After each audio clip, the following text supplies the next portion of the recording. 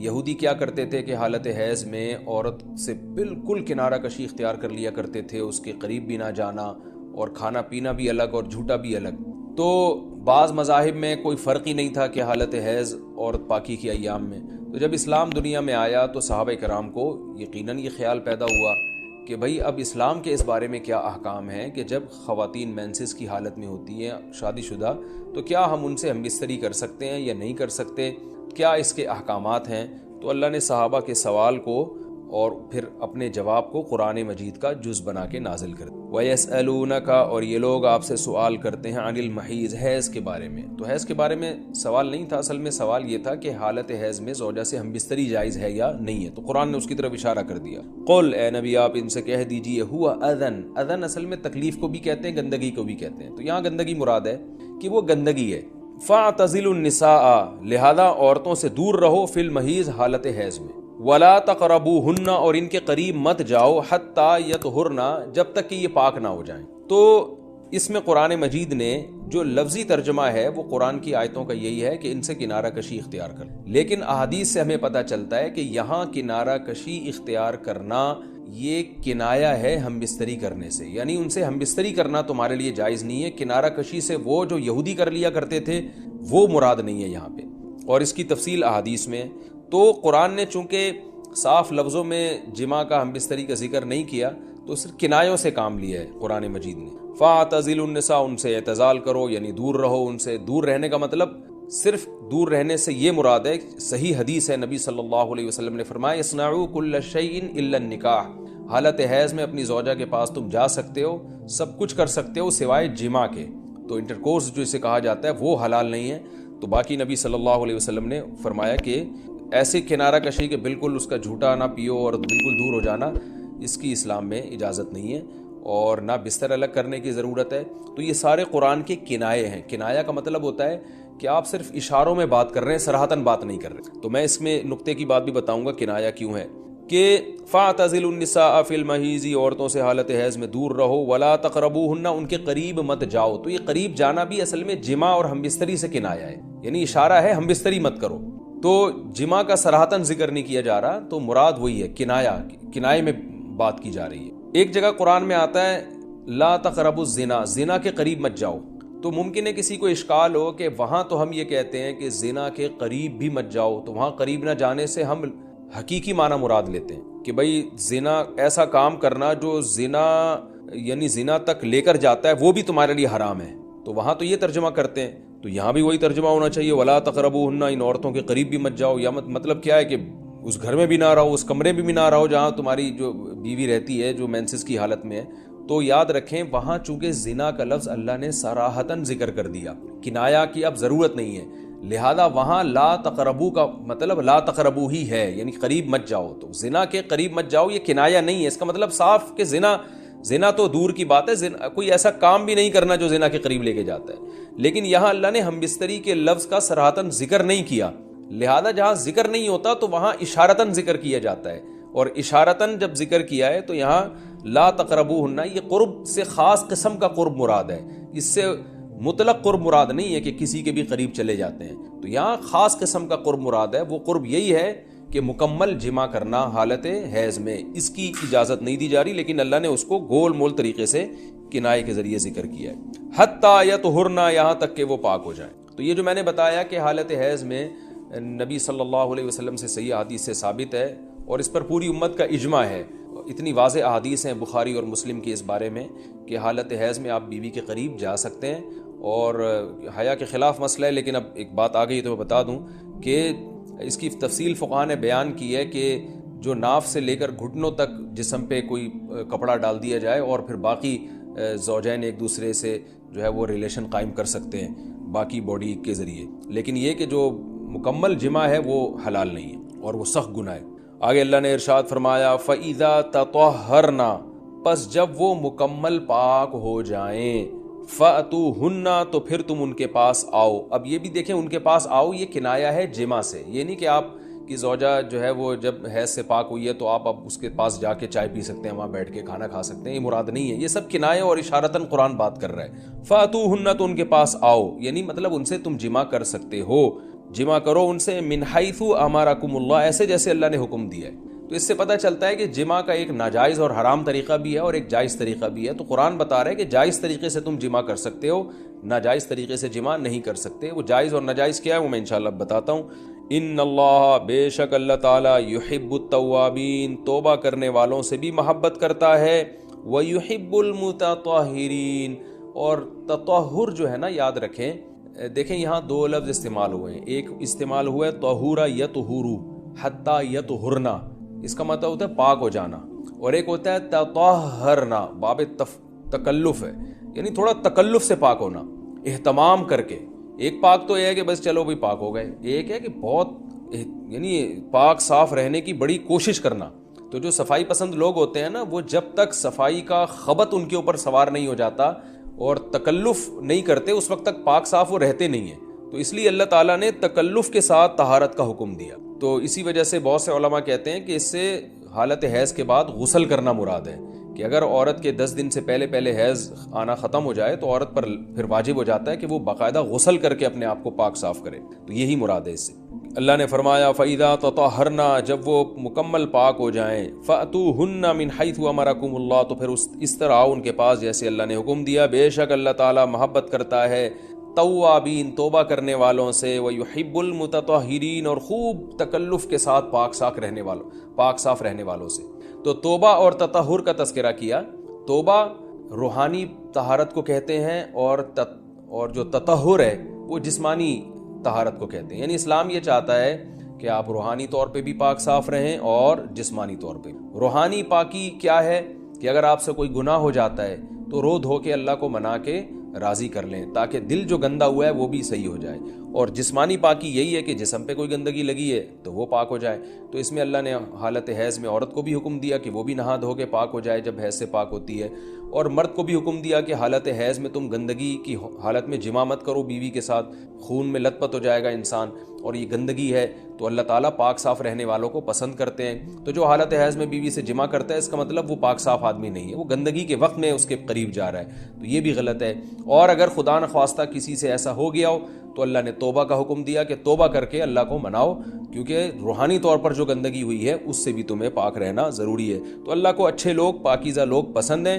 تو حالت حیض کی آیتوں کے بعد اللہ نے یہ اس لیے حکم دیا تاکہ اس عمل کے دوران گندگی میں ملوث نہ ہونا پڑے، اور یہ حکمت بھی اللہ نے بیان کر دی کہ حالت حیض میں جمع سے ہم تمہیں اس لیے منع کر رہے ہیں کہ اللہ کو پاک صاف لوگ پسند ہیں، گندگی میں انوالو ہونے والے، ملوث ہونے والے لوگ اللہ کو پسند نہیں ہیں۔ میں پھر علمی نکات کے تحت انشاءاللہ اس کی مزید جو ہے وہ ڈیٹیل بیان کروں گا جب علمی نقطے بیان کروں گا۔ آگے اللہ نے ارشاد فرمایا نساؤکم حرث لکم، تمہاری عورتیں تمہارے لیے بمنزلہ کھیت کے ہیں۔ حرث عربی میں کھیت کو کہتے ہیں، تو بمنزلہ کھیت کے ہیں۔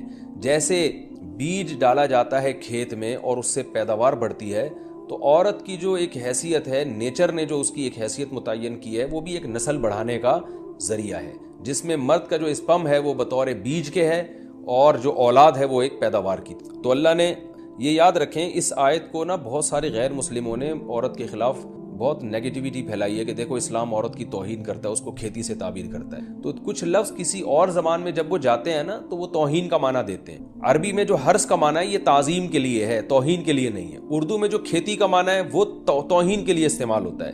کھیتی یعنی جو پاؤں میں روندی ڈالنے والی، اور زمین جو ہے نا پاؤں میں گویا روندی، اس کو روندا جا رہا ہے، تو اس لیے اس کا اردو میں بالکل اسی طرح جو لوگ ترجمہ کر دیتے ہیں کہ عورتیں تمہاری کھیتیاں ہیں، تو یہ ترجمہ میرا خیال ہے اس لیے درست نہیں ہے کہ اردو میں اس کا مفہوم ہی چینج ہو جاتا ہے۔ یعنی گویا ایک عزت کے لیے جو لفظ اللہ نے استعمال کیا وہ ذلت کا ذریعہ بن جاتا ہے۔ تو اس لیے کسی بھی زبان میں جب ہم کسی بھی لفظ کا ترجمہ کرتے ہیں تو اس زبان کے ہمیں محاوروں کو دیکھنا چاہیے کہ اس زبان میں یہ لفظ کس معنی میں استعمال ہو رہا ہے۔ مثال کے طور پر ہو سکتا ہے کتا کا لفظ کسی زبان میں وفاداری کے لیے استعمال ہوتا ہو، کسی کو لوگ ڈاگ کہتے ہوں تو اس کا مقصد ہوتا ہے وفادار انسان ہے، لیکن ہمارے ہاں اردو میں گالی ہے وہ، اور آپ بولیں کہ بھئی وہ فلاں قوم ڈاگ کہتی ہے تو ہم کتا کہیں گے، تو آپ جب اس کا ترجمہ اردو میں کریں گے تو کتے سے نہیں کر سکتے۔ تو اسی طرح یہ عربی کا جو لفظ ہے اس میں بھی یہ چیز یعنی ملحوظ رہنی چاہیے۔ تو اس لیے اس کا ترجمہ کیا جائے گا تمہاری عورتیں تمہارے لیے پیداوار بڑھانے کا ذریعہ ہیں، نسل بڑھانے کا ذریعہ ہیں۔ فاتو حرثکم، تم اپنے اس نسل بڑھانے کے ذریعے کے پاس آؤ، انا شئتم جیسے چاہو، وقدموا لانفسکم اور اپنے نفسوں کے لیے آگے بھیجو، یعنی اولاد کی نیت سے آیا کرو زوجہ کے پاس اور آخرت کے لیے انتظام کرو، یعنی اولاد پیدا کر کے جو تاکہ دنیا اور آخرت میں تمہارے لیے، فیوچر میں تمہارے لیے کام آئے، دنیا بھی داخل ہے آخرت بھی داخل ہے۔ تو اس آیت کا بھی ایک شان نزول ہے کہ صحابہ کرام تو چونکہ جو خواتین تھیں مکہ میں صدیوں سے وہ لوگ آباد تھے، ان کے سفر خاص طور پہ عورتوں کے سفر بہت ہی کم ہوا کرتے تھے، تو جب ہجرت ہوئی ہے اور جو ہے نا ہجرت کر کے بہت ساری صحابیات مدینہ آئی ہیں، تو مدینہ میں ان کے نکاح دوسری قوموں میں ہوئے، پھر انصار صحابہ سے بھی ہوئے، تو چونکہ تقویٰ تھا ان خواتین میں، للہیت تھی، تو بعض جگہ ایسے واقعات ہوئے کہ میاں بیوی کے جو آپس کا ریلیشن ہوتا ہے، ظاہر ہے وہ ہر قوم میں اور ہر جو ہے نا شخص کا مزاج دوسرے سے مختلف ہوتا ہے، تو بعض مردوں نے اس طرح سے اپنی زوجات کے ساتھ ہم بستری کی کہ ان خواتین کو پھر اشکال ہوا کہ پتہ نہیں اس طرح سے ہم بستری کرنا جائز بھی ہے یا نہیں ہے، تو انہوں نے نبی صلی اللہ علیہ وسلم سے یہ مسئلہ پوچھا کہ یا رسول اللہ ہمارے شوہر ہمارے پاس اس طرح سے آتے ہیں تو کیا یہ جائز ہے یا نہیں، تو ان کے سوال کو بھی مبہم رکھا گیا اور قرآن نے اس کے جواب کو بھی کنایتاً بیان کیا، کیونکہ مسئلہ بظاہر حیا کے خلاف ہے، تو قرآن جب بھی کوئی ایسی بات ہوتی ہے تو اشارتاً کنایتاً اس کا تذکرہ کر دیتا ہے تاکہ مسئلہ بھی واضح ہو جائے، کیونکہ ظاہر ہے اس کی ضرورت تو قیامت تک آنے والے انسانوں کو پڑ سکتی ہے نا، یہ تو ہر میاں بیوی کا اپنا ایک ذاتی مسئلہ ہوتا ہے کہ ہمیں کس طرح سے پرمیشن ہے کس طرح سے پرمیشن نہیں ہے، تو اللہ تعالیٰ نے بھی اشارتاً ہی اس حکم کو قرآن میں بیان کر دیا، اور قرآن میں اس لیے بیان کیا کہ تاکہ اس میں کوئی اجتہادی اختلاف کی گنجائش نہ رہے، تو اللہ نے قرآن مجید میں بیان کیا، فرمایا نساؤکم حرث لکم، تمہاری جو ازواج ہیں تمہاری جو بیویاں ہیں وہ تمہارے لیے بمنزلہ کھیت ہیں۔ کھیت کا مطلب کیا ہوتا ہے؟ پیداوار بڑھانے کا ذریعہ، تو اس میں سب سے پہلا مسئلہ تو قرآن نے یہ بیان کر دیا کہ زوجہ سے جو ہم بستری ہے وہ صرف اسی راستے میں جائز ہے جس سے اولاد ہوتی ہے، کیونکہ عورت کو اللہ نے بنایا ہے نسل بڑھانے کے لیے، تو کوئی بھی ایسا ہم بستری کا طریقہ اختیار کرنا جو نسل بڑھانے کا ذریعہ نہ ہو، یعنی وہ نیچرل نہ ہو، تو وہ حرام ہے، تو اس میں اللہ نے یہ حکم دے دیا، تو اس سے صاف یعنی حدیث سے بھی پتہ چلتا ہے اور تمام فقہاء کا اجماع بھی ہے اس آیت کی روشنی میں کہ مسئلہ تھوڑا حیا کے خلاف ہے، لیکن میرا خیال ہے بتانا ضروری ہے کہ پچھلے راستے سے عورت سے ہم بستری کرنا بالکل حرام ہے، ناجائز ہے، اور نبی صلی اللہ علیہ وسلم کی اس پہ بہت شدید لعنت ہے، بہت شدید وعید ہے، تو یہ بالکل اللیگل ہے اسلام میں کہ عورت کے پچھلے راستے سے اس سے ہم بستری کی جائے۔ جو لوگ لڑکوں سے بدفعلی کے عادی ہوتے ہیں ان کو یہ ایک چسکا لگ جاتا ہے، تو یہ حرام ہے، ناجائز ہے، کیونکہ اللہ نے بتا دیا کہ یہ تمہارے لیے بمنزلہ کھیت کے ہیں، تو اس میں قرآن نے وہ جو سوال تھا نا اس کی طرف اشارتاً جواب دے دیا، اور آگے فرمایا فاتو حرثکم، تم اپنے کھیت کے پاس آؤ، یعنی پیداوار بڑھانے کا جو ذریعہ ہے اس جگہ کی طرف آؤ، انا شئتم جیسے چاہو، یعنی باقی جس طرح سے تم چاہو زوجہ سے ہم بستری کر سکتے ہو، اس میں کوئی خاص طریقہ متعین نہیں ہے، میاں بیوی کا ایک دوسرے سے کوئی پردہ نہیں ہے، ہن لباس لکم وانتم لباس لہن، یہ دونوں ایک دوسرے کے لیے لباس ہیں، تو اس میں طریقہ کار کوئی بھی ہو سکتا ہے، کسی بھی طرح سے کرنا چاہو ایک دوسرے سے لطف اندوز ہو سکتے ہو، لیکن فاتو حرثکم آنا موضع حرث میں ہے، حرث کا مطلب وہ اس جگہ کی طرف آنا ہے جہاں سے نسل بڑھتی ہے، کسی اور راستے کی طرف، اس سے صاف طور پر جو ہے نا وہ جو فاسق فاجر لوگوں کی جو برائی ہے جو لڑکوں سے بدفعلی کے نتیجے میں پیدا ہوتی ہے اس کا اللہ نے قلعہ کر دیا کہ اس کی اسلام میں بالکل اجازت نہیں ہے، باقی طریقہ کار کیا ہوگا یہ تمہارے اوپر، اس کی اللہ نے تمہیں اجازت دی ہے۔ وقدموا لانفسکم، اور چونکہ بار بار حرث کا تذکرہ ہو رہا ہے کہ نسل بڑھانے کا، اس لیے اللہ نے فرمایا کہ قدموا لانفسکم، اپنی ذات کے لیے فیوچر میں انتظام کرو، قدموا کا مطلب آگے بھیجو اپنی ذات کے لیے سرمایہ، کیا مطلب کہ جب زوجہ سے ہم بستری کرو تو نیت اولاد کی ہونی چاہیے تاکہ وہ اولاد دنیا میں بھی اور آخرت میں بھی تمہارے لیے ذخیرہ بن جائے، تو یہ نسل بڑھانے کی بہت زبردست ترغیب ہے اس آیت میں، اور اس آیت میں اللہ نے عورت کا کہ بہت ساری ذمہ داریوں میں سے ایک بڑی ذمہ داری کا بھی بیان بتا دیا کہ عورت کو اللہ نے بنایا ہے، یہ جو مرد اور عورت کا جو فرق رکھا ہے نا، اس فرق کی بڑی وجہ یہی ہے کہ مرد کے اسپرم کو اللہ نے بیج کے طور پہ پیدا کیا ہے اور عورت کو اللہ نے زمین کے طور پہ، تو بیج اور زمین کے ملاپ کا بنیادی مقصد ہی نسل بڑھانا، پیداوار بڑھانا ہوتا ہے، نہ یہ کہ نسل روکنا۔ آج فیملی پلاننگ والوں نے اس آیت کی دھجیاں اڑا دی ہیں، اور جو پوری دنیا میں ایک بےہودہ قسم کی تحریک چل رہی ہے، یہ آیت بالکل اس کی نفی کر رہی ہے. اس لیے اللہ نے فرمایا اچھا اللہ نے اس کا بھی جواب دے دیا کہ جو فیملی پلاننگ والے کہتے ہیں نا نسل بڑھنے سے تمہارا نقصان ہوگا، خرچے بڑھ جائیں گے، تو اللہ فرماتا ہے قدموا لانفسکم، تمہارا فیوچر بن جائے گا، سنور جائے گا. کیونکہ اولاد پہ اتنی انویسٹمنٹ نہیں ہوتی جتنا اس کا آؤٹ پٹ ہوتا ہے. ان پٹ کم ہے، آؤٹ پٹ زیادہ ہے. انویسٹمنٹ کم ہے، اس کے جو پروفٹ ہے وہ زیادہ ہے، دنیا میں بھی اور آخرت میں بھی. تو اللہ نے فرمایا اپنے نفس کے لیے، فیوچر کے لیے انتظام کرو، بڑھاپے کے لیے انتظام کرو. تمہارے بیٹے ہوں گے، بیٹیاں ہوں گی، پوتے ہوں گے، نواسے ہوں گے، بہویں ہوں گی. یہ دنیا کا مستقبل اور آخرت کا مستقبل کیا ہے. جو عبداللہ بن عمر رضی اللہ تعالیٰ عنہ نے جب نکاح کا ارادہ ترک کیا تو آپ کی جو ہمشیرہ تھی حضرت حفصہ، انہوں نے فرمایا کہ نکاح کرو، تمہارے اولاد ہوگی، دنیا سے جاؤ گے تو تمہارے لیے دعائیں مانگے گی. تو یہ آخرت کے لیے ذخیرہ ہے. اور اللہ نے ہمیں حکم دیا سید الانبیاء سے جب تک محبت نہیں ہوگی تو میں اپنی محبت کو بھی تسلیم نہیں کروں گا. اے اللہ تو ہمیں بتا ہم نبی صلی اللہ علیہ وسلم سے، تیرے حبیب سے محبت کے لیے ہم کیا کریں. اللہ نے ہمیں بتایا درود شریف کی کثرت کیا کرو. تو ہم درود شریف کی کثرت کے قائل ہیں. ہم نبی سے پوچھتے ہیں کہ آپ اللہ کے سفیر ہیں، یا رسول اللہ ہم آپ پہ درود کیسے پڑھیں. ہمارے نبی نے وہ بھی ہمیں بتا دیا. فرمایا جب دور ہو تو اللہم صلی علی محمد یہ والے درود پڑھا کرو، فرشتے مجھ تک پہنچا دیں گے. اور جب میری قبر پہ آ کے پڑھا کرو تو الصلاۃ والسلام علیک یا رسول اللہ، میں ڈائریکٹ تمہارے درود کو سن لیتا ہوں. تو ہمارے پاس اس بارے میں بھی ہدایات کیا ہیں؟ واضح ہدایات ہیں. اور درود پڑھنے سے عقیدہ توحید مضبوط ہوتا ہے. کیوں؟ درود اصل میں دعا ہے اللہ سے. کس کے لیے؟ پیغمبر کے لیے. اس میں اور عقیدہ بنتا ہے کہ بھائی پیغمبر بھی اللہ کی رحمت کے محتاج ہیں، تبھی تو ہمیں کہا جا رہا ہے پیغمبر کے لیے دعائیں مانگو. ہاں ہماری دعا کے محتاج نہیں ہے، اللہ نے تو ویسے بھی پیغمبر پہ رحم کرنا ہے، لیکن ہم انگلی کٹا کے اپنا نام شہیدوں میں لکھوا لیتے ہیں. تو ہمیں اللہ نے اپنے حبیب سے محبت کے اظہار کا یہ موقع دے دیا. ہم جب پیغمبر سے پوچھتے ہیں یا رسول اللہ، ہر عبادت کے لیے کوئی خاص وقت ہوتا ہے جس میں اس عبادت کی فضیلت بڑھ جاتی ہے. روزہ عام دنوں میں رکھو، 3 روزوں کا ثواب، 10 روزوں کا ثواب.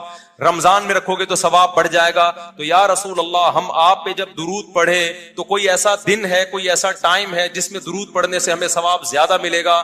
آپ صلی اللہ علیہ وسلم نے فرمایا ہاں، جمعے کے دن درود پڑھنے کا ثواب، حدیث کا مفہوم ہے، عام دنوں سے زیادہ ہے. اس لیے ہمارے جتنے بھی اکابر ہیں وہ جمعے کے دن درود شریف کی کثرت کیا کرتے تھے. یا رسول اللہ آپ اللہ کے حبیب ہیں، اللہ نے قرآن میں حکم دیا ہے من یطیع الرسول فقد اطاع اللہ، جو پیغمبر کو فالو کرے گا، پیغمبر کی بات مانے گا، وہ ایسے ہی ہے جیسے اللہ کی. تو آپ ہمیں بتائیے درود شریف ہم نے بلند آواز سے پڑھنا ہے یا آہستہ آواز سے؟ ہمارے نبی نے ہمیں تلقین کی کیسے؟ آہستہ آواز سے. یا رسول اللہ درود ہم نے انفرادی طور پہ پڑھنا ہے یا جتھے بنا کے پڑھنا ہے؟ آپ صلی اللہ علیہ وسلم نے فرمایا دیکھو آخر میں ایک جنتی فرقہ ہوگا، وہ ہوگا جس پر میں اور میرے صحابہ کا عمل. صحابہ نے جتھے بنا کے درود کی محفلیں نہیں لگائی ہیں. جس صحابی کو جہاں موقع ملا انہوں نے کثرت سے پیغمبر پر درود پڑھا. ہم نے اپنے اکابر کو دیکھا ہے، اپنے علماء کو دیکھا ہے، آج بھی بزرگان دین کو دیکھا ہے، کوئی مسجد کے اس کونے میں بیٹھ کے تسبیح ہاتھ میں لے کے درود شریف پڑھ رہا ہوگا، کوئی مسجد کے اس کونے میں بیٹھ کے. میرے شیخ اور اپنے علماء مشائخ کو میں نے دیکھا ہے جب مسجد نبی میں جاتے ہیں 2 گھنٹے، 1 گھنٹے، 2.5 3 گھنٹے، عصر سے مغرب تک کا پورا ٹائم پیغمبر صلی اللہ علیہ وسلم کے روضہ رسول کے نبی کے روضے کے قریب سارا ٹائم درود شریف میں گزار دیتے ہیں. یہ وہ طریقہ ہے جو پیغمبر سے محبت کا اظہار کا اللہ نے آپ کو بتایا ہے. اے اللہ ہم اور کس طرح سے آپ سے محبت کا اظہار کر سکتے ہیں؟ اللہ نے فرمایا کہ جو پیغمبر سے محبت کرنا چاہتا ہے اسے پیغمبر کے اخلاق اور عادات اپنی زندگی میں لانے پڑیں گے. ہمارے پیغمبر صلی اللہ علیہ وسلم جب رات کو تہجد کے لیے اٹھتے تھے تو اس کا خیال کیا کرتے تھے کسی کی آنکھ نہ کھلے. جب رات کے وقت آپ گھر میں تشریف لاتے اتنا آہستہ آواز سے سلام کرتے کہ جو جاگ رہا ہے وہ جواب دے دے، جو سو رہا ہے اس کی آنکھ نہ کھلے. لیکن ہم پیغمبر سے محبت کا اظہار کیسے کرتے ہیں؟ موبائلوں کے سگنل کیا ہو گئے؟ بند. یہ محبت کا اظہار کا کیا ہے؟ اتنے بڑے بڑے جلوس، ناچ گانے اور جو میوزک، موسیقی اور تھرکنا اور پھڑکنا اور روڈ بلاک کر دینا، سیکیورٹی کے مسائل کا کھڑا ہو جانا گورنمنٹ کے لیے، اور کس قدر لوگوں کو تکلیف اور اذیت پہنچنا. تو یہ پیغمبر صلی اللہ علیہ وسلم کی سیرت بولو نہیں ہے. یا رسول اللہ ہم آپ سے محبت کے اظہار کے لیے کون سا حلوہ پکا سکتے ہیں؟ ہم نبی سے محبت, جب تک پیغمبر سے محبت نہ ہو ایمان قابل قبول نہیں ہے. لیکن محبت کا انداز وہ ہوگا جو اللہ کے رسول نے بتایا ہے. یا رسول اللہ ہم آپ کی یاد میں کون سا حلوہ پکائیں, کتنی بریانی کی دیگیں آپ کی یاد میں. نبی نے فرمایا جو مجھے یاد رکھنا چاہتا ہے وہ روزے رکھے, کیونکہ نبی صلی اللہ علیہ وسلم نے فرمایا, بخاری مسلم کی حدیث, بدترین برتن جو بھر جائے وہ انسان کا پیٹ ہے. یا رسول اللہ ہم کتنا کھائیں آپ کی یاد میں. نبی نے فرمایا میری یاد میں مجھے خوش کرنا چاہتے ہو, اللہ کو خوش کرنا چاہتے ہو تو کھانا نہیں بلکہ کھانا چھوڑنا پڑے گا, ناغے کرنے پڑیں گے, روزے رکھنے پڑیں گے. آپ نے فرمایا بہترین روزہ داؤد علیہ السلام کا روزہ ہے, ایک دن روزہ ایک دن ناغا, ایک دن روزہ ایک دن ناغا. نہیں آئی بات میرا خیال ہے سمجھ میں. پیٹ بھرنے سے منع کیا, موٹاپے سے منع کیا. نبی صلی اللہ علیہ وسلم نے فرمایا بخاری کی حدیث, سب سے بہترین امت میری, پھر اس کے بعد خیر القرون قرنی ثم الذین یلونہم ثم الذین یلونہم. پھر آپ نے فرمایا اس امت میں برائی آئے گی. وہ برائی کیا ہوگی؟ زیادہ کھانا, جس کی وجہ سے موٹاپا پھیل جائے گا. بخاری مسلم کی حدیث ہے. کھانے سے پتلا ہوتا ہے, موٹا ہوتا ہے. نبی فرما رہے میری امت میں جو سب سے پہلے برائی آئے گی جھوٹ اور موٹاپا. یہ بخاری کی حدیث ہے. ایک موٹاپا وہ ہوتا ہے جو نیچرلی ہوتا ہے, بہت سے اللہ والوں کو بھی ہم نے دیکھا ہے وہ بائی نیچر موٹے ہوتے ہیں, بھاری ہوتے ہیں, اس سے یہ کوئی گناہ نہیں ہے. تو صحابہ کرام میں بھی تھے. یہاں اس موٹاپے کی برائی بیان ہو رہی ہے جو حلوے مانڈے کھانے کی وجہ سے, چاہے 11ویں شریف کے نام پہ کھاؤ چاہے 12ویں شریف کے نام پہ نہ کھاؤ. جب کھاؤ گے اس سے خدا خوش نہیں ہوگا. کھانے سے پرہیز کرو گے تو خدا کیا ہوگا؟ خوش ہوگا. آپ کہتے ہو ہم کھلاتے ہیں, کھاتے بھی تو ہو, اور جن کو کھلا رہے ہو وہ کون سا وہ لوگ ہیں جن کو 2 وقت کا کھانا نہیں ملا؟ وہ 6 محفلوں کے کھانے 11ویں پھوڑ کے آئے ہوئے ہوتے ہیں آپ کے پاس. ہم فراق یار میں گھل گھل کے ہاتھی ہو گئے, اتنے گھلے رستم کے ساتھی ہو گئے. یار کا فراق, یار کی جدائی, اس میں گھل گھل کے عاشق موٹا ہوتا ہے کہ دبلا ہوتا ہے؟ بولو نا, دبلا ہوتا ہے. لیکن شاعر کہہ رہا ہے آج کا جو عاشق ہے وہ یار کی جدائی میں گھل گھل کے ہاتھی ہو رہا ہے, بجائے پتلے ہونے کے کیا ہو رہا ہے؟ موٹا ہو رہا ہے. اتنا گھلتا ہے کہ رستم پہلوان کا ساتھی بن جاتا ہے. اسلام میں بھوکا رہنا سنت ہے, پھوڑنا پھاڑنا کھانا پینا یہ سنت نہیں ہے. 40 دن نبی کے گھر میں چولہا نہیں جلا, اور اگر آپ کھاتے ہو کھاؤ, مذہب کا لیبل مت لگاؤ اس پہ. کھانے پر پابندی نہیں ہے, مذہب کا لیبل تو مت لگاؤ نا کہ بہت ثواب کا. میں بھی جاتا ہوں نہاری کھاتا ہوں الحمدللہ, پھوڑتا ہوں, لیکن یہ نہیں کہتا سنت پہ عمل کر رہا ہوں میں, یہ نہیں کہتا میں. بھائی دل چاہ رہا تھا کھا لیا ہم نے, مدذل العالیہ جو سامنے آیا کھا لیا. سنت کا لیبل نہیں. سنت جب ہے جب روزہ رکھوں گا, جس دن نہیں کھاؤں گا یار آج فاقہ کرو, پھر بتاؤں گا ولاگ بناؤں گا, دیکھو آج میں فاقے سے ہوں. سنت ہے یہ. پھوڑنے پھاڑنے کے بھی ولاگ ہم بناتے ہیں بس نہاری کے فضائل سنانے کے لیے, اتنی مزے کی. پچھلے جمعے آیا لیکن آپ نہیں تھے, آج پھر آیا ہوں. اگر آپ آج اکیلے میری بات سن لیں, آپ کی کسی چیز کی اجازت لینی ہے. دراصل میں تھوڑا دور سے آتا ہوں. کہاں بھائی پورا لیٹر میں وہ بات ہی لکھی تھی. کون صاحب ہیں؟ اچھا 2 منٹ ملتے ہیں. پیسے ویسے کا تعاون نہیں کرتا, یہ پہلے بتا دوں. اگر اس سلسلے میں ملنے آئے تو ایک دھیلا نہیں لیا. تعاون کرتا ہوں تو وہ جو آئے تو اس کے ساتھ نہیں, جس کا مجھے خود سے پتا چل جائے غریب مسکین ہے اس کے ساتھ تعاون. پالیسی یہ بنائی ہوئی ہے کیونکہ میں نے 2-4 دفعہ ایسے کیا تو پھر میرے لیے مصیبت بن گئی. اسلام میں 1.25 لاکھ کلمے کی کیا حیثیت ہے؟ مطلب 1.25 لاکھ فضائل اعمال میں لکھا ہے نا 1.25 لاکھ کلمہ, وہ 70,000 یا 1.25 لاکھ ایسے ہیں نا, تو وہ حدیث سند کے لحاظ سے ٹھیک. کیا ہم مرنے سے پہلے اپنے لیے کچھ پڑھ کر رکھ سکتے ہیں یا کیونکہ مرنے کے بعد کوئی پڑھ کر نہیں بخشتا چاہے وہ اولاد. ان کا مطلب ہے کہ آج کل مرنے کے بعد اولاد بھی اصال ثواب نہیں کرتی, تو ہم خود اپنے لیے غریبی میں اصال ثواب ایڈوانس میں کر کے رکھیں. تو بھائی وہ ضرورت نہیں ہے, وہ تو جو پڑھ رہے ہو وہ اصال ثواب ہی ہے, وہ خبر میں ہی کام آئے گا. یعنی ان کا مقصد ہے میں تلاوت کروں اس نیت سے کہ اس کا ثواب مجھے ملے, تو وہ تو مل رہا ہے بھائی, وہ اور ثواب دنیا میں تھوڑی, وہ تو قبر میں جانے کے بعد ہی ملے گا. تو اس تکلف کی ضرورت نہیں ہے, پہلے کم ٹینشن ہے. میں نے اب تک 9,000 مرتبہ کلمہ اور 9,000 مرتبہ استغفار پڑھا ہے, اور میں اپنے لیے رکھوں یا ہدیہ کر دوں. صحابہ سے ثابت نہیں ہے اس طرح کی چیزیں کیا دوسرے کے لیے. آپ پڑھو بس, اللہ کے سے دعا مانگو, اللہ ثواب دے گا انشاءاللہ. زیادہ زیادہ یہ کہ اللہ اس کا ثواب فلاں کو بھی پہنچنا, پر کوئی پابندی نہیں ہے, پہنچا دے گا اللہ. کیا خیال ہے؟ اس طرح قرآن پاک کا بھی پوچھنا ہے کہ میں اپنے لیے رکھوں یا مردوں کو بخش دوں. اچھا خاتون ہے, میں روزانہ قرآن پاک پڑھتی ہوں, یا ایسا ہو سکتا ہے کہ ایک پورا قرآن پاک میں اپنے لیے رکھ لوں, دوسرا مردوں کو بخش دوں. آپ پورا قرآن پاک تسلی سے پڑھا کریں, اللہ سے دعا مانگا کریں, اللہ اس پر ہمیں عمل کی توفیق دے, آگے نہ بڑھیں, یہ سے وہمی ہو جاتے ہیں. میں نے ایک صاحب کو دیکھا, وہ دعا ایسے مانگتے تھے, اے اللہ جو کچھ میں نے کہا سنا جو پڑھا, اے اللہ اس کا ثواب آدم علیہ السلام سے لے کے حضرت نوح علیہ السلام اور ابراہیم علیہ السلام, لوط علیہ السلام, فلانا فلانا تمام پیغمبروں کو ہوتے ہوئے صحابہ کرام, تابعین سے ہوتے ہوتے ہوتے چاروں امام, پھر چاروں سارے محدثین, امام بخاری اور جتنے محدثین عظام. ابے بھائی تو کیا کر رہا ہے یار, یہ کہاں ثابت ہے اس طریقے سے دعائیں مانگنا؟ سمپل دعا مانگو, اے اللہ تو بس ہماری بگڑی بنا اور جو ہم نے نیکیاں کی ہیں اس کو قبول کر لے, بس کافی ہے اتنا. اور زیادہ زیادہ یہ ہے کہ کوئی والد صاحب کا انتقال ہو گیا تو اللہ تو اس کا ثواب ہمارے والد صاحب کو پہنچا دے, بس ختم ہو گئی بات. اس سے زیادہ آگے نہیں بڑھو, ورنہ اس کی کوئی حد ہی نہیں ہے. ایسے رٹا لگاتے تھے مسلمین مسلمات مومنین مومنات, پورا وہ انہوں نے یاد کیا ہوا تھا. ایصال ثواب کیسے کریں اپنے محروم کی کا نام لے کر ایصال ثواب کریں, یا کل مسلمین کے لیے ایصال ثواب کریں؟ بس مرحومین کا نام لے کے کر دیا کرو, اللہ اس کا ثواب فلاں کو پہنچ. کیونکہ بعض علماء کی رائے یہ ہے کہ جب کسی کے لیے ایصال ثواب کیا جاتا ہے تو پھر اسی کو ملتا ہے, تقسیم نہیں ہوتا. بعض کی رائے یہ, تو اس قول کے مطابق پھر اسپیسیفک کسی خاص فرد کے لیے کر دیا تو دیکھو حدیث سے صدقہ ثابت ہے, اس کو فوکس کیا کرو. افاتصدق عنہا, صحابی نے پوچھا میری ماں کا انتقال ہو گیا, کیا میں صدقہ کروں؟ آپ نے فرمایا ہاں. تو ابا کے لیے اماں کے لیے صدقے کو فوکس کیا کرو زیادہ. صدقہ جاریہ, مسجد میں پنکھا لگا دیا, کنواں کھدوا دیا, غریب کو کھانا کھلا دیا چپکے سے. غریب کو یہ نہیں بتاؤ ابا کے لیے کھلا رہا ہوں صدقہ, وہ چاہے گا سب کے ابا مرے تاکہ مجھے روٹی روز. بس ثواب میں صدقہ کرو, نیت یہ کہ اس کا ثواب فلاں کو پہنچے. مسجد میں دریاں بچھا دی, اس کا ثواب فلاں کو. یہ اچھا طریقہ ہے. کسی مدرسے میں تعاون کر دیا, مدرسہ بنا دیا. یہ جو فوجی فاؤنڈیشن ہے خاتون نے بنایا اپنے شوہر کے ایصال ثواب کے لیے, اتنی بڑی خدمت ہے. پورا ہاسپٹل بنا دیا کہ اس کا ثواب ہمیشہ کے لیے ایک چلتا پھرتا. ایسی خاتون کے شوہر کو تو مرنا ہی نہیں چاہیے تھا, اتنی اچھی بیوی کسی کو مل جائے تو اس کا مرنا بنتا ہے. مرتے تو وہ ہیں زیادہ تر جو تھوڑی سی بیگم آڑی ترچھی ہو. بینک سرکاری ملازم یونیورسٹی پڑھاتا ہوں, کرایہ کے گھر میں رہتا ہوں جناب, حکومت کا بینک کیا لکھا ہے ہم سر. یار لمبے سوال نہ پوچھا کرو, بینک سے پیسے ملتے ہیں اور پھر آپ اچھا یہ جی پی فنڈ جائز ہے, یہ اضافے کے ساتھ ملتا ہے, وہ بھی جائز ہے, وہ سود نہیں ہے. کیا جی اچھا نہیں, یہ تو جائز نہیں ہے, کیونکہ وہ آپ کو ایڈوانس جو بھی سیلری کا ٹائم آیا نہیں اس نے دے دی, یہ تو لون دے دیا اس نے اور اس پہ زیادہ کاٹ رہا ہے, تو یہ سود ہے.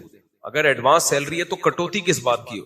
اچھا ایڈوانس میں کم سیلری ہے پھر جائز ہے, وہ کٹوتی نہیں ہے اصل میں, وہ سیلری ہی کم دے رہے ہیں. یہ ایسے ہی ہے جیسے قسطوں کے کاروبار میں کیش پہ قیمت کم ہوتی ہے, قسطوں پہ زیادہ ہوتی ہے, لیکن اسی وقت طے ہو جاتا ہے, پھر تو اشکال نہیں ہونا چاہیے اس میں. پھر بھی میں وہ ان کے ورڈ یوز کرنے سے کچھ نہیں ہوتا. زمزم کو شراب کہنے سے شراب نہیں بن جاتی, شراب کو زمزم کہنے سے وہ زمزم نہیں بنتی. بخاری شریف و مسلم شریف کو صحیحین کیوں کہتے ہیں؟ اس لیے کہ ان کی تمام حدیثیں صحیح ہیں, امت کا اس پر اجماع ہے. اچھا دیکھو یہ ایک اہم بات ہے, حدیث کے صحیح ہونے کا مطلب الگ ہے, قابل قبول ہونا ایک الگ چیز ہے. ہمارے اہل حدیث حضرات کا اصول یہ ہے کہ حدیث جب بھی صحیح ہوگی تو بس اس پر عمل کیا جائے گا, لیکن امام ابو حنیفہ کا یہ اصول نہیں ہے. تبھی بہت سی چیزوں میں اہل حدیثوں کا حنفیوں سے اختلاف ہوتا ہے. امام ابو حنیفہ کا اصول یہ کہ حدیث صحیح ہوگی اس کو لیا جائے گا بشرطے کہ قرآن کے خلاف نہ ہو, حدیث مشہور کے خلاف نہ ہو, حدیث متواتر کے خلاف نہ ہو. اگر قرآن کے خلاف جا رہی ہے تو قرآن لیا جائے گا, حدیث کو ترک کر دیا جائے گا. اگر وہ حدیث مشہور کے خلاف جا رہی ہے تو حدیث مشہور کو لیا جائے گا, غیر مشہور کو چاہے وہ بخاری ہی کی کیوں نہ ہو ترک کر دیا جائے گا. اور اگر وہ متواتر کے خلاف ہے تو بھی متواتر کو لیا جائے گا. سمجھ میں آ رہی ہے بات؟ اب وہاں جو ہم حدیث چھوڑ رہے ہوتے ہیں, حدیث نہیں چھوڑ رہے ہوتے, ہم کہتے ہیں کہ دو حدیث صحیح بھی یقینی ہے, اتنی یقینی نہیں ہے جتنی حدیث متواتر ہے. تو جب زیادہ طاقتور آئے گی تو کمزور, اس کے مقابلے میں کمزور کو بہرحال چھوڑ دیا جائے گا. بہت سے اہل حدیث بلا وجہ امام حنیفہ پہ طنز کرتے رہتے ہیں اور یہ حنفی یوں کر رہے ہیں یوں کر رہے ہیں. بھائی وہ اس کے مقابلے میں قرآن ہوتا ہے, یا اس کے جیسے یہ مشہور ہے نا, وَإِذَا قُرِئَ الْقُرْآنُ فَاسْتَمِعُوا لَهُ وَأَنصِتُوا, جب قرآن کی تلاوت ہو خاموشی سے سنو. یہ تو قرآن اور یہ آیت نازل ہی خطبے اور نماز کے بارے میں نازل ہوئی ہے. اس لیے امام صاحب نے کہا جب امام تلاوت کر رہا ہوگا تو پھر تو کوئی صورت ہی نہیں بنتی سورہ فاتحہ پڑھنے کی. امام خاموش ہو تو پھر اس میں حنفیہ کے دونوں قول ہیں کہ مقتدی پڑھے گا یا نہیں پڑھے گا, دونوں قول ملتے ہیں. راجح یہی ہے کہ اس میں بھی نہ پڑھے, کیونکہ دوسری حدیث ہے من کان لہ امام فقراءۃ الامام لہ قراءۃ, اس حدیث کو فوکس کیا. بہرحال وہ ایک الگ ٹاپک ہے, لیکن بہت ساری حدیثوں کو اس لیے چھوڑا کہ وہ قرآن کے مخالف جا رہی تھی, اور یہ حدیث مشہور یا متواتر کے. امام ابو حنیفہ نے سپیریئر رکھا ہے قرآن اور حدیث متواتر کو. اچھا غامدی صاحب اس سے ناجائز فائدہ اٹھاتے ہیں کہ دیکھو فقہا لکھتے ہیں خبر واحد ظنی ہے, یقینی نہیں ہے. بات یہ ہے کہ غامدی صاحب نے تو خبر واحد ہی کو چھوڑ دیا نا, امام صاحب نے صحیح حدیث کو چھوڑا نہیں ہے. انہوں نے کہا جب قرآن کے مقابلے میں ہوگی تو چھوڑیں گے ہم, مقابلے میں نہیں ہے تو وہ حجت ہے ہمارے لیے صحیح حدیث. یا قرآن کے مقابلے قرآن میں کوئی لفظ مبہم ہے تو خبر واحد میں اس کی تفسیر ہو رہی ہے تو پھر بھی اس خبر واحد کو لیا جائے گا. اس کی بہت ساری مثالیں بیان کروں گا تو بہت لمبی ہو. اچھا بھائی حنفی کیا لکھا ہے باقی 4 کیوں, فقہ صرف 4 کیوں ہیں؟ اور حضرات صاحبین بھی تو مجتہد تھے, ان کا اپنا فقہ کیوں نہیں؟ فقہ صرف 4 اس لیے ہیں, یہ ایسے ہی ہے کہ حدیث کی مشہور صرف 6 کتابیں کیوں ہیں؟ بھائی یہ تکوینی کام ہے, ہوا ایسا ہی ہے, ٹھیک ہے نا. 5واں کوئی ایسا مجتہد آیا ہی نہیں ہے جس نے باقاعدہ فقہ کو مرتب کیا ہو, کیونکہ جب 4 فقہ مرتب ہو گئے تھے تو امت اس پہ جمع ہو گئی, 5ویں کی ضرورت رہی نہیں. داؤد ظاہری کا بھی مذہب چلا کچھ وقت تک, لیکن وہ ختم ہو گیا, اس میں اتنی اٹریکشن نہیں تھی, اتنی جان نہیں تھی, تو اس لیے یہ تکوینی کام ہے, اللہ کی طرف سے ایسا ہو گیا. یعنی یہ کوئی یہ ہے کہ حدیث کی اتنی کتابیں کیوں ہیں؟ بھائی لکھی جتنی ہیں اتنی ہوں گی نا, اس سے زیادہ ہے نہیں. اب کوئی مزید کتاب لائے گا وہ نہیں قبول کی جائے گی. تو اسی طرح 4 فقہ امام ائمہ مجتہدین نے مرتب کر لیے, امت نے اسی کو مان لیا, اب اس کی ضرورت نہیں رہی کسی 5ویں کی, کیونکہ وہ سب کچھ اسی 4 میں آ گیا تھا, اس لیے ضرورت نہیں رہی. وہ اہل حدیث حضرات نے میرا وہ کلپ بہت چلایا, میں نے کہا بھائی آپ بھی ایک 5واں فقہ مرتب کر لیں قرآن و سنت سے, وہ جہاں 4 ہیں ہم 5واں بھی مان لیں گے, لیکن کوئی مرتب تو کریں نا, کوئی ترتیب تو ہو نا. اہل حدیث میں تو ہر شخص کی ایک الگ رائے ہے, وہ الگ فتویٰ, وہ الگ, اس سے تو امت کا بیڑا غرق ہو جائے گا. تو اس کا وہ حضرات جواب دے رہے ہیں کہ ہمارا فقہ تو پہلے ہی ہو چکا ہے, ہمیں تو فقہ شقہ کی ضرورت ہی نہیں, ہم تو قرآن و سنت کو مانتے ہیں. تو بھائی یہ امام حنیفہ کیا تورات انجیل کو مانتے تھے؟ انہوں نے قرآن و سنت ہی سے ریٹن فارم میں ترتیب سے مسائل لکھ لیے, اس کو فقہ کہتے ہیں. تو آپ کی بھی تو فتوے کی کتابیں ہیں نا, اسی کو تو ہم فقہ کہہ رہے ہیں. آپ نہ کہیں تو یہ نام کا اختلاف ہو گیا نا. تو آپ ایسے قرآن و سنت ہی سے مسائل نکال کے آپ بھی کتاب الوضو, کتاب طہارہ سے لے کے اذان اور یہ ساری جیسے فقہ کی تفصیل ہے, ہر چیز ہمیں فقہ کی کتاب میں ملتی ہے. تو آپ کو اگر ان 4 پہ اعتماد نہیں ہے تو آپ ایک 5ویں چیز مرتب کر کے لکھ لیں. اس میں کوئی ایسا بات, یہ تو فیور دے رہا ہوں میں اہل حدیثوں کو, یہ مرتب تو ہونا, تاکہ ہم کہیں اس مسئلے میں اہل حدیث کی یہ رائے ہے. تو رائے نہیں, وہ تو وہ اس وہاں کا اہل حدیث کی کچھ ہوتی ہے, وہاں کی کچھ ہوتی ہے, وہاں کی کچھ ہوتی ہے. تو عوام کو ایسے تھوڑی بے لگام چھوڑا جا سکتا ہے کہ اپنی مرضی کے جس مفتی پہ چاہے عمل کر لو. تو اہل حدیث اس کا جواب دیتے ہیں, ہم جس کی بات ہمیں قرآن و سنت کے زیادہ قریب لگتی ہے ہم اس کی بات کو لیتے ہیں. ہم یہی تو کہہ رہے ہیں, جس کی بات قرآن و سنت کی زیادہ قریب لے اس کو لے کے اپنی فقہ میں شامل کر لیں. سمجھ میں آ رہی ہے؟ وہی ایک مرتب کریں جو آپ کو زیادہ اچھی لگ رہی ہے. ہم کچھ اور نہیں کہہ رہے, وہی کہہ رہے ہیں. تو وہ کہہ رہے نہیں ہماری جو ہے نا وہ مرتب ہوئی بھی ہے یا ہے ہی نہیں, ہمیں ضرورت ہی نہیں. پھر وہ یہ بھی جواب دیتے ہیں کہ صحابہ کرام سے پہلے کون سا فقہ مرتب, 4 اماموں سے پہلے کون سا فقہ مرتب. بالکل ایسے ہی ہے جیسے منکرین حدیث کہتے ہیں کہ حدیث کی کتابیں بعد میں لکھی گئی ہیں. صحابہ کے دور میں حدیث کی کتنی کتابیں تھیں؟ اگر آپ کو ایک کتاب تھی تو یہ والی تو نہیں تھی نا, پھر بھی بخاری مسلم تھوڑی تھی. ابو بکر کے دور میں تو قرآن بھی مرتب شکل میں نہیں لکھا گیا تھا, جب ضرورت ہوئی تو لکھا گیا. تو ایسے ہی جب امت دنیا میں پھیلی ہے تو اسلامی قانون کو بھی A to Z مرتب ہو کے لکھا گیا. امام صاحب کے شاگرد, اچھا یہ بھی کہتے ہیں امام حنیفہ کی کوئی کتاب ہی نہیں ہے. اس سے کیا فرق پڑتا ہے اگر ان کے شاگردوں نے ان کتاب لکھ کے ان کے اقوال کو جمع کر لیا, تو اس میں کیا ہے؟ بیکار باتوں میں الجھایا جاتا ہے بلا وجہ. امام صاحب کی تو کوئی کتاب ہی نہیں, کوئی فرق نہیں پڑتا کتاب نہ ہو. ان کے شاگرد, ان کی تحقیق تو ہے نا. امام محمد نے 6 کتابیں لکھی ہیں جو آج تک چلی آ رہی ہیں, تو وہ اس میں امام حنیفہ کے اقوال بھی ہیں, امام یوسف کے بھی ہیں, امام محمد کے بھی ہیں, اور دلائل سے ان کے تجزیے بھی ہیں. پھر اس پہ بہت کام ہوا ہے, تو پوری خلافتیں چلی ہیں اس پہ. تو میرا یہ مطالبہ جو اہل حدیث حضرات سے ان کے فیور میں ہے کہ بھائی ہم مان لیں گے. بہت سے کیونکہ دیوبندی بڑی شدت برتتے ہیں اہل حدیث کے بارے میں, ان کو اہل سنت سے خارج کر دیتے ہیں. ہم تو خارج نہیں کر رہے, لیکن ہم کہہ رہے ہیں امت کو بے لگام نہیں ہم ہونے دیں گے کہ وہاں سے فتوا, وہ بہت سے اہل حدیث مجھ سے فتوا لے رہے ہوتے ہیں, مجھ سے پوچھ رہے ہوتے ہیں. میں کہتے ہیں مجھ سے کیوں پوچھ رہے ہو بھائی؟ کہہ رہے بھائی ہمیں جہاں سے بھی, یہ تو نہیں بات ہوئی نا کہ جہاں سے بھی مل جائے. کہتے ہیں ہمیں جو قرآن و سنت بیان کرے گا. آپ کو اگر یہ پتا چل رہا ہے کہ یہ اس کی دلیل صحیح ہے, اس کی دلیل غلط ہے, تو آپ خود مجتہد ہیں. پھر تو آپ کو کسی سے فتویٰ لینے کی ضرورت ہے ہی نہیں. آپ تو پھر خود بخاری سامنے رکھ کے فیصلہ کرو نا. آپ کیوں ایک وراثت کا مسئلہ یہ قرآن دیکھ کے نہیں بتا سکتے, مفتی کی ضرورت پڑتی ہے. آپ سورہ نساء میں یوصیکم اللہ فی اولادکم پورا رکوع ہے وراثت کی, اللہ نے مسائل بیان کیے ہیں. آپ کے ابا جب مرتے ہیں تو کیوں مفتیوں سے رابطہ کرتے ہو؟ قرآن کا ترجمہ پڑھو نا, بولو اللہ نے صاف بالکل واضح بتایا, پھر بھی نہیں سمجھ میں آتا پبلک کے. اس سے پتہ چلتا ہے قرآن میں جو مسائل کا علم ہے وہ آسان نہیں ہے. یہ جو قرآن نے کہا ہے نا وَلَقَدْ يَسَّرْنَا الْقُرْآنَ لِلذِّكْرِ فَهَلْ مِن مُدَّكِرٍ, ہم نے قرآن کو آسان کر دیا ہے. تو اس میں اللہ نے خود بتا دیا, نصیحت کے لیے آسان کر دیا ہے قرآن کو. نصیحت, بعض و نصیحت کی باتیں آسان ہیں, جنت جہنم اور رشتہ داری جوڑنا, صدقات, یہ آسان ہے. مسائل آسان نہیں ہے قرآن میں. یقین نہ آئے تو طلاق کے مسائل نکال لو, پتہ چل جائے گا, دماغ سیٹ ہو جائے گا آپ کا. وراثت کے نکال لو, نماز پڑھنے کا طریقہ نکال لو قرآن سے آپ. تو اس کے لیے حدیث میں جانا پڑتا ہے, اور پھر حدیث سے آگے اجتہاد بھی ہے. اگر حدیث میں بھی سب کچھ ایکسپلین کر دیا ہوتا تو نبی یہ کیوں فرماتے اذا اجتہد المجتہد, جب مجتہد اجتہاد کرتا ہے اگر درست نتیجے تک پہنچے 2 اجر, غلطی کرے تو بھی 1 اجر. اس کا مطلب اس میں غلطی کا بھی امکان ہے. تو یہ پورا ایک قرآن حدیث اور فقہ مل کے اسلام مکمل ہوتا ہے. تو قرآن حدیث تو ہم سب کے سامنے, آگے اس میں فہم کہ اس سے نکالا کیا جا رہا ہے. تو وہ جو فہم ہے وہ ہم کہتے ہیں مجتہدین کی فہم آج کے مولویوں کی رائے پر مقدم ہو. اور اگر اہل حدیث کا خیال یہ کہ نہیں ہم ان کی فہم, اپنی فہم کو ان کی فہم پہ ترجیح دیں گے, تو ٹھیک ہے آپ دے دیں, لیکن پھر ایک ریٹن فارم میں مرتب اپنا مرتب کریں, اپنا ایک سلیبس بنائیں, اور پھر سب اہل حدیث اس کو مانیں. جیسے فقہ حنفی پوری دنیا میں, شام میں جاؤ, ترکی میں جاؤ, سعودی عرب میں جتنے حنفی ہیں, اور افغانستان, ازبکستان, سب کا ایک فقہ ہے, سب کے مدرسوں میں ایک ہی سلیبس ہے. افریقہ میں جاؤ, شافی فقہ پوری دنیا میں ایک ہے, مالکی فقہ پوری دنیا میں. یہاں سے چند مسائل میں اختلاف ہوتا ہے جو جدید ہے, قدیم میں تو نہیں ہے اختلاف. اور اگر اختلاف ہے بھی تو یہ پتا ہوتا ہے اس میں فتوے والا قول کون سا ہے. کتابوں میں تو بہت اختلاف ہے لیکن فتویٰ ایک پر ہی ہوگا. لیکن اہل حدیث حضرات میں ہر آدمی مجتہد بنا ہوا ہے. وہ 3 سال پڑھ کے بھی, میں افریقہ گیا 8 سال وہاں پڑھا رہے ہیں, تو وہاں بھی کچھ اہل حدیث کے مدرسے ہیں جو اہل حدیث کی نہیں کہتے اپنے آپ کو, وہ وہیں کے کچھ الگ ہی چیزیں ہیں, وہ بھی ڈائریکٹ کہتے ہیں وہ 3 سال میں مجتہد بنا رہے ہیں. وہ ہمارا 8 سال میں مجتہد نہیں بن رہا, وہ فقہ کا پابند ہے.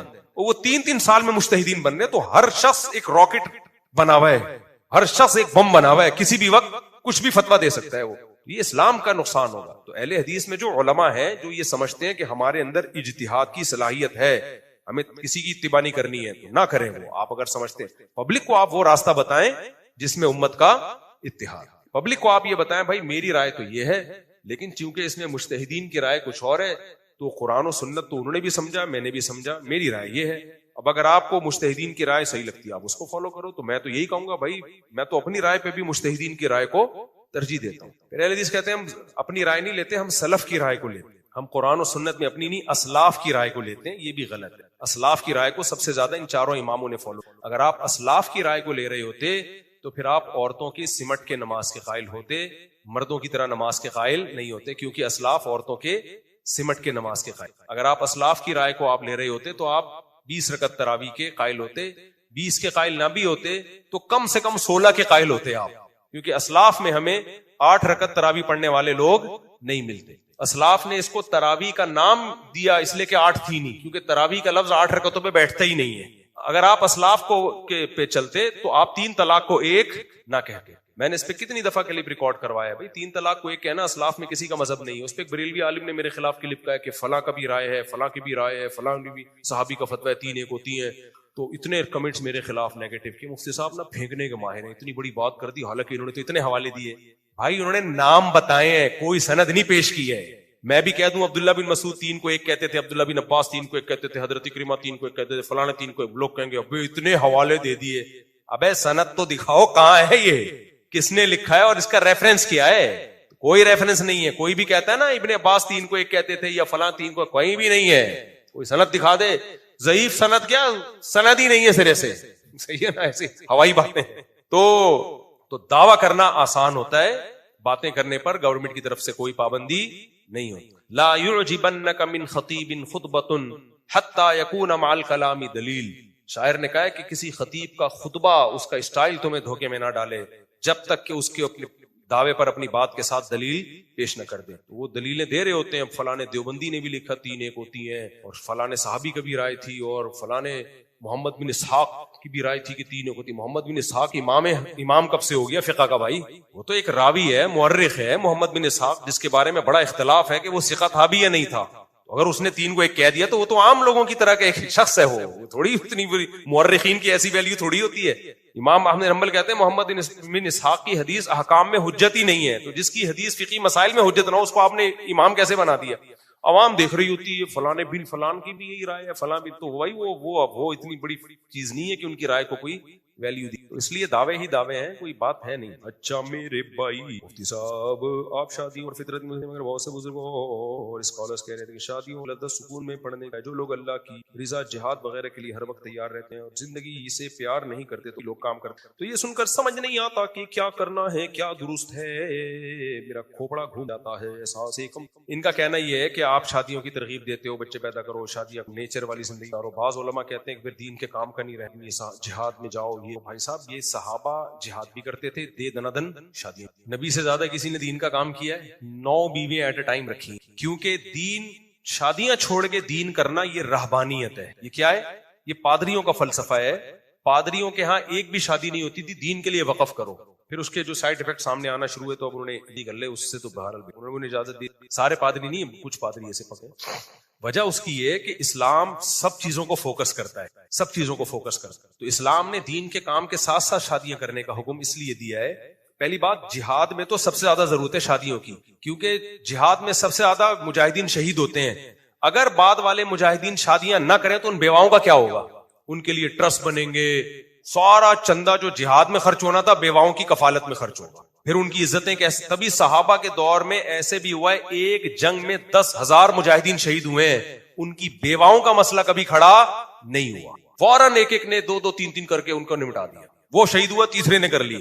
ہماری سوسائٹی میں ایک بندہ مر گیا نا, اس کی بیوہ کا بیڑا غرق. تو جہاد میں تو زیادہ ضرورت ہے شادیاں کرنے کی, ٹھیک ہے نا, تاکہ ان بیواؤں کو ٹھکانہ ملے. اور دوسری بات یہ کہ اسلام چونکہ سب کو دیکھ کے حکم بناتا ہے, اسلام کو 2 باتیں اور ہیں. نمبر 1, بیواؤں کا ٹھکانہ کیا ہوگا؟ عورتیں بھی تو پیدا ہو رہی ہیں نا.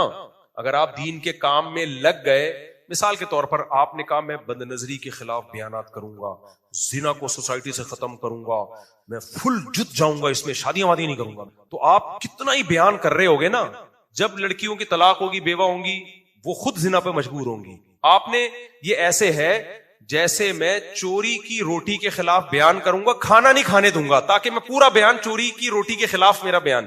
دوبارہ مثال سمجھاتا ہوں. مجھے کسی نے کہا مفتی صاحب تندوروں سے روٹیاں بہت چوری ہو رہی ہیں, لوگ کھانا نہاری چوری کر کے بھاگ جاتے ہیں, لہذا آپ اس پہ بیان کرو کہ روٹیاں لوگ چوری نہ کریں. میں نے کہا ٹھیک ہے, میں اب شادیاں نہیں کروں گا, قوم کو چوری سے توبہ کرواؤں گا. میں سارا بیان میں کس پہ کروں گا کہ روٹی چوری نہیں کرو, اور اب میں کھانا پینا بھی چھوڑ دوں گا, کیونکہ کھانے پینے میں جو ٹائم لگتا وہ ٹائم بھی میں بیان میں لگاؤں گا چوری کے خلاف کہ روٹی چوری نہ کرو.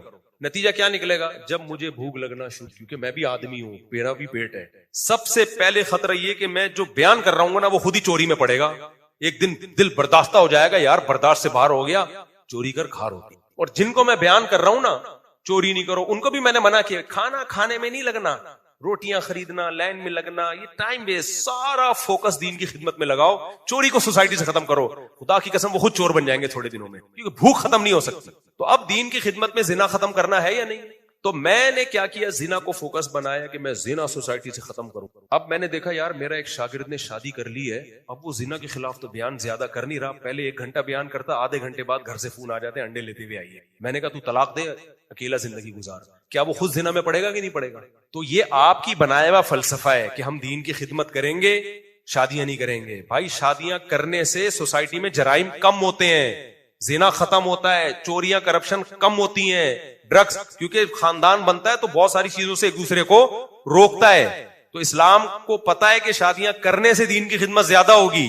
دیکھنے میں لگ رہا ہوگا خدمت نہیں ہو رہی ہے, لیکن پریکٹیکلی ہو رہی ہوگی, سوسائٹی سے جرائم ختم ہو رہے ہوں گے. اور تیسری بات یہ کہ اسلام نے شادیوں کو اس لیے بھی فوکس کیا ہے کہ ہم ہمیشہ کے لیے نہیں آئے ہیں دنیا میں, ہم روز بروز ہماری عمر بڑھتی جا رہی ہے, بوڑھے ہو کے قبر میں پہنچ رہے ہیں.